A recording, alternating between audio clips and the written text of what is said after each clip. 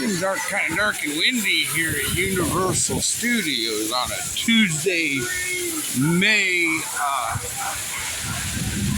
Tuesday, May 15th. Well, that's coming from that, man. That's coming from that. We didn't lose that on me. It's that pouring rain thing is good.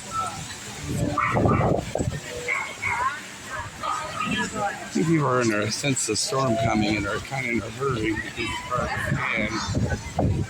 I don't know. Hopefully it holds off. No big whoop-de-doo. Just a little Central Florida weather. Look at the palm trees, man. I just like the wind and the palm trees, bro. But I think my hair, I'm going to have bad hair days with this kind of weather. It gets all puffy. I don't want to be foot boy 5,000 or pineapple boy or pumpkin head kid or any kind of such nonsense. Or anyway, I bid you adieu.